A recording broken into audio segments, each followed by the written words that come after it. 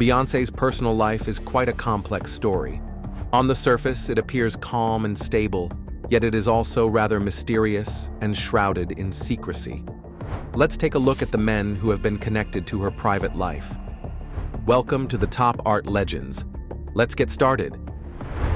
Lyndall Locke. Lyndall and Beyoncé met at a Houston church in 1993 after being introduced by her best friend Kelly Rowland, who would later become a member of Destiny's Child. Lyndall came from a broken home, so he was thrilled when Beyoncé's family welcomed him into their lives, which, in his view, were more middle class. Her father was a mid-level manager at Xerox, and her mother Tina ran a successful hair salon where Beyoncé practiced performing in front of what she called cool black ladies sitting under dryers. I think I'm bad. Beyonce's my name, and love is my game, so take a sip of my potion. Lyndall described her family as very close-knit and deeply loving. We hung out and did the normal things kids do. We watched videos, went to the movies, went out for chicken. We were two kids in love for the first time, he recalled. However, even though Beyoncé was only 12 years old at the time, Lyndall quickly realized that she was not like the other girls. She lived and breathed her career. Should we try and say, oh, should we run? According to Lyndall himself, Beyoncé's father created an entire system that would eventually lead her to fame. He quit his job and invested all his savings to make her successful, though this eventually led the family to bankruptcy, but that's another story. Beyoncé's parents put every penny they had into hiring the best vocal coaches, dance tutors, and managers. They pulled her out of school and transitioned her to homeschooling to give her more time to rehearse, sacrificing almost everything else. Lyndall recalled how Beyoncé went with him to prom. It was a great evening. She laughed and danced and told me, "Lyndall, it's so great to be normal, to be a kid." He also remembered riding his bike next to his Beyoncé as she pounded the pavement, and when he asked why she sang while running, her answer said it all. "Because Daddy told me it would increase my breath control and lung capacity," she replied. "I need to be able to perform on stage for hours when I become a star." What a lot of people want to know, and I know I want to know, what was your relationship like with her parents, especially Matthew? It was cool. I would say that they always liked me. Mm-hmm. And as time went on, they liked me more. Okay. Which makes sense, especially seeing the environment that she was getting in. Right. You want that hometown dude. You like, no, man, stay with him. Yeah. Mm-hmm. You know, you know what I'm saying? Right. You know what to expect, you know, it's like a lot a lot more civilized, Right. I guess, when it comes to parents. So I think that I don't know, it was just, they were just part of the family. I never felt anything except part of the family. Lyndall said that Beyoncé's father made it very clear what his role was in their relationship. "Let me tell you, there was no messing with Big Mac, Beyoncé's father. He gave me the third degree about who I was and what my intentions were," says Lyndall. "He gave me the talk about not messing anything up." Lyndall realized that meant one thing above all: Beyoncé was not to get pregnant. "We shared our first kiss at a Brian McKnight concert when Bey was 13. She was a little Southern belle. She was an awesome kisser. We would hang out and do normal boyfriend-girlfriend things, although I was never allowed to stay over." Lyndall admitted that he cheated on Beyoncé. The first time was when he was 15 and she was 13. "I've never been a liar. I told her the truth, that I lost my virginity to a girl from church. She cried and hung up on me," he recalled. The couple broke up after that, but eventually reconciled.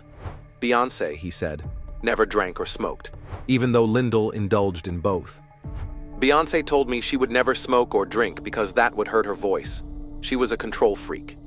But Lyndall didn't change. He continued to cheat on Beyoncé, claiming that her constant absence made him feel lonely. Since 1993, her father had started managing the girl group Beyoncé was in, Girls' Time. That beginning would be Girls' Time, their first group in which she ever sang when she was maybe 8 or 9 years old. And created a sort of training camp for them. It was intense. Managers were hired and fired. Girls were brought in to sing and dance with Beyoncé as she performed at talent shows in Houston and eventually all across the country. There was a failed attempt to break through via the American talent show Star Search. Then came the breakthrough. In 1997, Girls' Time was renamed Destiny's Child, and that same year, they signed a deal with Columbia Records and recorded their first song, Killing Time, which became part of the Men in Black 1997 soundtrack. Despite everything, Beyoncé managed to keep her career separate from her personal life. She kept her personal life separate from her career. We talked on the phone for hours, but I was never part of her music. I was an upbeat, positive kid. I made Beyoncé laugh. When she was with me, it was downtime, Lyndall recalled. Still, he increasingly realized that Beyoncé's career was skyrocketing, while he remained just a small-town guy. In 1998, on his birthday, they began to drift apart. I was smoking pot and she came in and gave me a hug and said, "Dang, it's thick in here." She was promoting Destiny Child's second album, and I was back home smoking weed. I didn't want that to somehow reflect badly on her. She was all about image and career, while I was directionless and having fun. Once they started to hit big, it was obvious she was changing. He explains. She became aloof. I told her she was becoming a whole new kind of person, and she looked at me and said, "I am." I told her, "I wish we could have a normal life," and she said, "I don't want a normal life. I've been waiting for this since I was a kid." And then we have Beyoncé. Beyoncé is like the mother of the group. She's very caring, she's very wise, and she's like the perfectionist. I mean, if like we need to like get something straight, if we need to get our attitude straight, you know, she's like, "Come on, y'all, we got to get on top of it. You know, we got to be, you know, Destiny's Child. We always have to stay on top." And she's the mother of the group. She's very caring, very supportive. Lyndall recalls how he got caught up in the train of Beyoncé's fame when he poured himself a glass of whiskey in the limousine that was taking her to a Destiny's Child concert in Los Angeles. Matthew came up to me backstage and said, "That's not cool. How do you think that makes Beyoncé look? If you don't pull it together and get a real career, she'll be gone. Beyoncé needs to be with someone who has it going on." And so, in 2002, when Beyoncé landed her first acting role as Foxy Cleopatra in Austin Powers in Goldmember,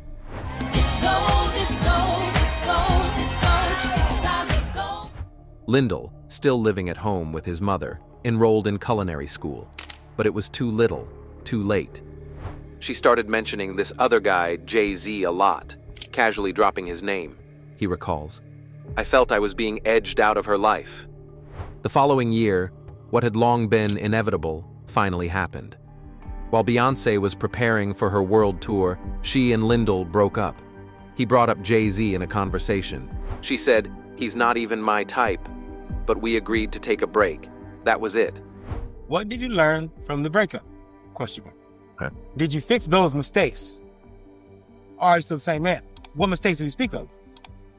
The mistakes that I should have learned better than from the breakup? What if what you learn from the breakup is nothing? Okay. Did you fix those mistakes? What mistakes? The mistakes of even thinking that is not? Well, yes. I know what you mean. Right. You just, yeah. Okay. Did I fix those mistakes? Most likely not. Okay. I've evolved, and I've grown, learned, evolved. But have I fixed those mistakes? To the core, probably not. I'm probably going to be that person, whoever that person is, forever. Even so, Lyndall holds no grudge against Beyoncé. He accepts pragmatically that she outgrew him. We were together for 10 years. I saw the changes in her. She needed someone like Jay-Z to take her to the next level. There's no hard feelings, he says with a shrug. Justin Timberlake. Told me you love me. Why did you leave me? When Justin was in the band NSYNC and Beyoncé was part of Destiny's Child, they often crossed paths while on tour. At one of the after parties in 1998, They were reportedly caught kissing. However, nothing more came of it, as Justin was involved with several women at the time, and Beyoncé was still in a relationship with Lyndall Locke. Still, they remained on good terms, and they are occasionally seen together on stage even now.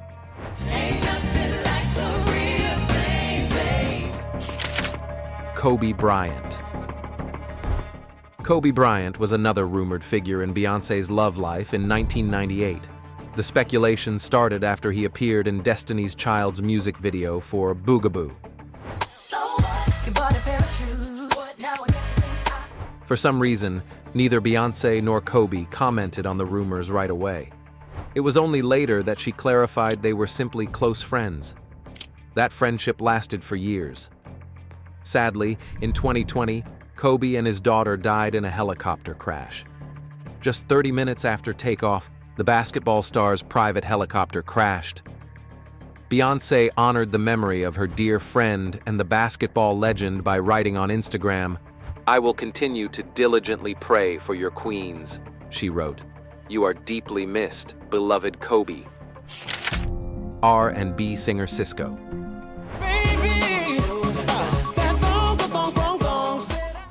In 2000, Sisqo and Beyoncé co-hosted the MTV Video Music Awards. It was during this time that rumors began to circulate about their ultra-close relationship, as the two were seen spending a lot of time together. You know what? You gotta say that. Beyonce. No, Yes, we were friends. Okay. We never. The MTV Movie Awards. Totally, please get that clip. Totally flirting with you. Googly eye to Sisqo. I want to say it now. She was young before she was married, obviously. But yeah, I think Sisqo could have. You are. You know what? I'm just that was saying. it. Okay, that was it. Yeah. Okay. Here's the thing. Okay. Usher. I've never. Me and Beyonce never like dated. Right. But we were just friends when we were younger because we were on a lot of the same tours because we came out around the same time. I believe it came out in 97 and we came out in 96. However, it later became clear that this was more of a publicity stunt aimed at drawing attention to Beyoncé as a rising star. Producer Marques Houston.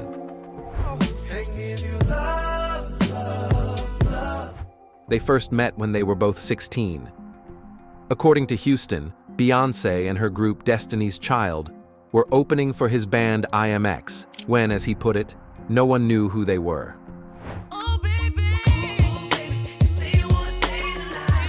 They developed a friendly relationship afterward.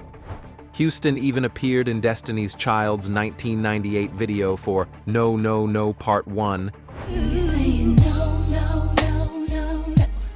and worked with the group on music for their second album, The Writings on the Wall, 1999. It's unclear why romance rumors between them surfaced in 2001, but both of them always responded vaguely and reservedly. In a 2013 interview with Hot 97, when asked whether he had ever dated anyone from a girl group, implicitly Beyoncé, he gave an ambiguous answer. Let me say that there was a time where there were a lot of girl groups out back in the day. Immature IMX was like the hottest boy band out at a point in my life, in my career. And, you know, there's a lot of situations, and I'll leave it at that. In another interview, however, he was completely in denial. I never said I dated Beyonce. In this business, I'll say this. In this business, you cannot be an artist without rumors. And I've had so many rumors that have been, you know, that we're not going to discuss, but have been said about me, I've been a part of. And I sit back and I'll be like, really? Like, where did you hear this stuff from? Because I never said it. People don't have anything better to do than to sit and look into our lives as entertainers and try to make up stuff. But by 2017, in an interview with Vlad TV, Houston finally clarified that he and Beyoncé were never more than friends. Still, the question remains, why did he wait until 2017 to shut down the rumors once and for all? As for Beyoncé, she has never commented on the matter. Jay-Z.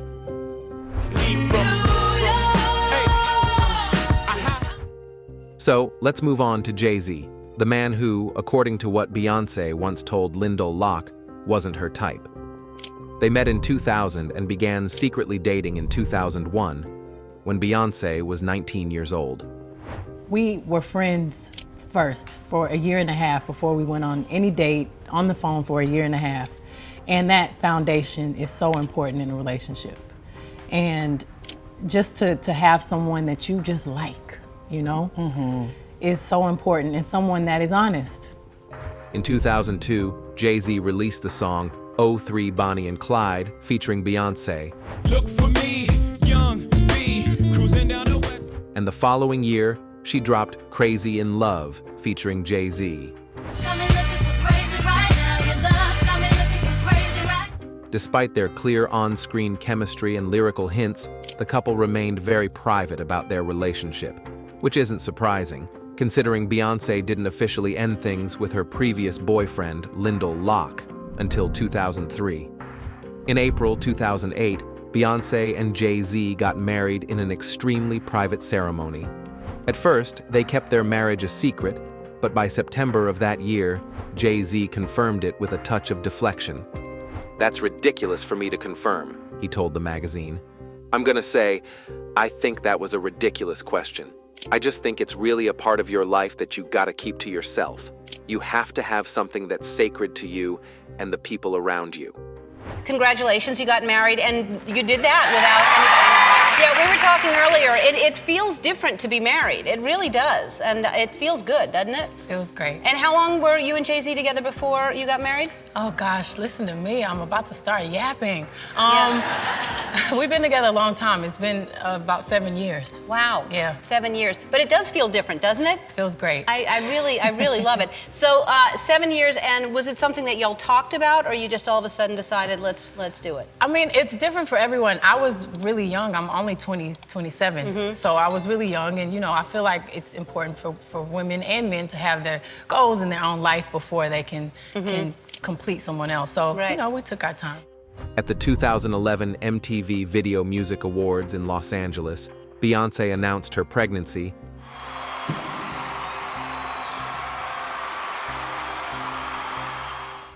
And on January 7th, 2012, the couple welcomed their daughter, Blue Ivy Carter.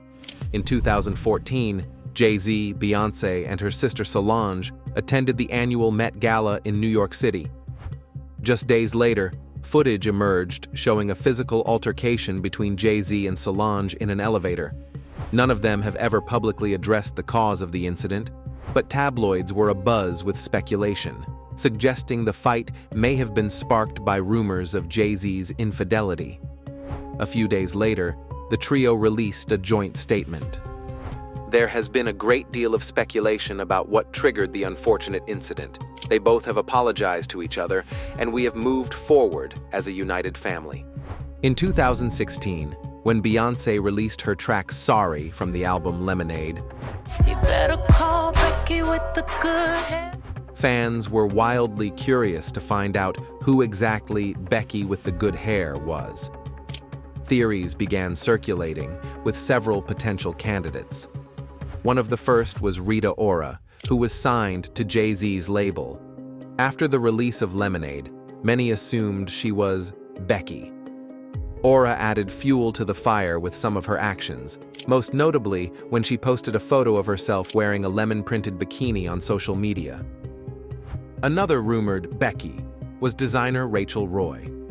Rachel also chose to stir the pot by posting on Instagram, "Good hair don't care, but we will take good lighting for selfies or self-truths, always. Live in the light. #No drama queens."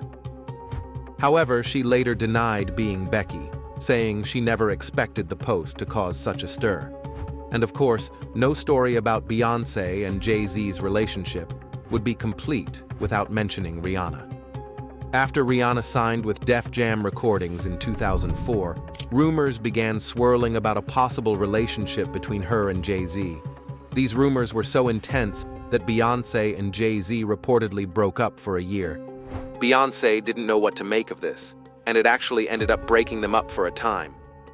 They spent maybe a year apart from each other because Beyoncé just wasn't sure of what to make of the situation with Rihanna, the Daily Mail reported, quoting author J. Randy Taraborelli.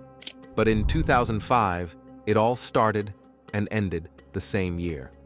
Publicist Jonathan Hay admitted that he was the one who spread those rumors to the press after being hired to promote Rihanna's debut single, Pon de Replay. He later explained that it was done to create buzz and had nothing to do with the truth, hoping to put the scandal to rest. After all the rumors and difficult periods in their relationship, in 2017 the couple shared joyful news. They were expecting twins. "We would like to share our love and happiness. We have been blessed 2 times over," Beyoncé captioned a photo of herself. "We are incredibly grateful that our family will be growing by 2, and we thank you for your well wishes." The Carters. In 2023, the couple celebrated 15 years of marriage and the launch of Beyoncé's global Renaissance World Tour.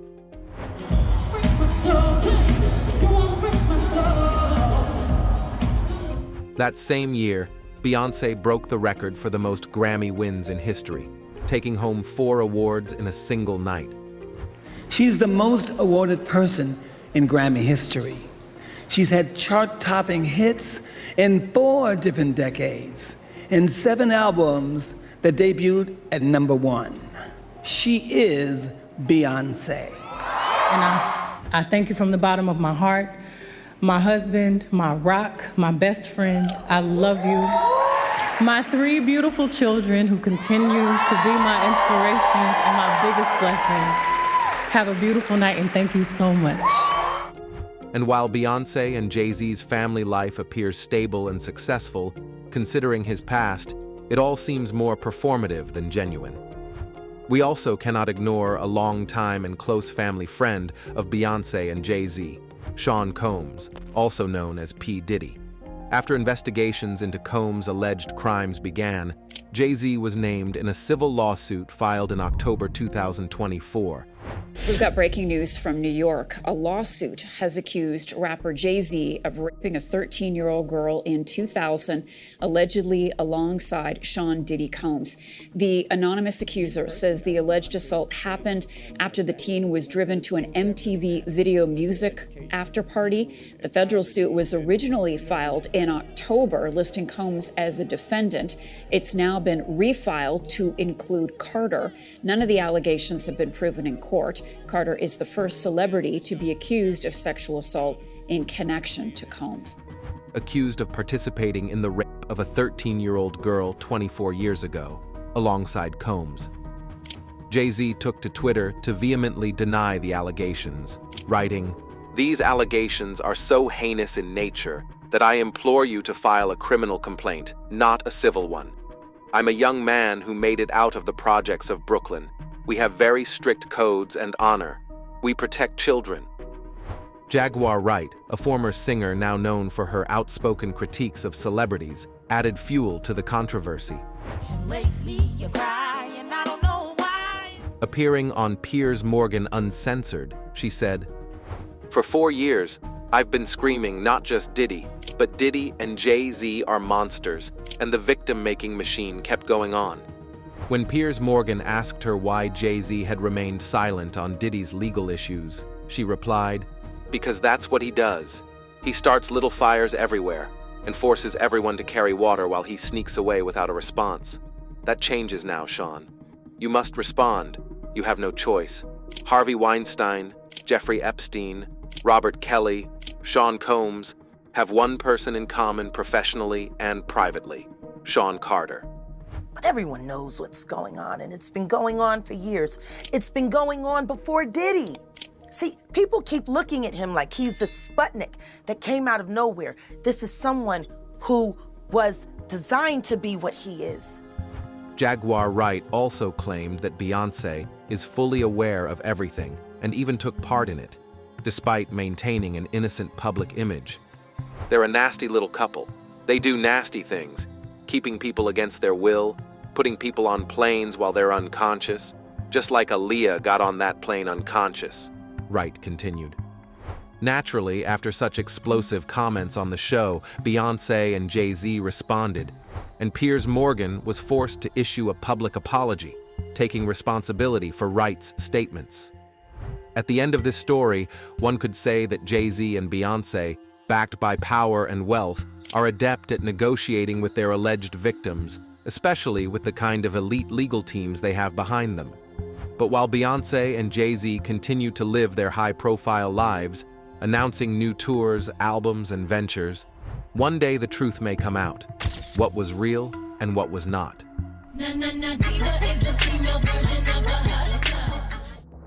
Thank you for watching this video. See you later on the Top Art Legends.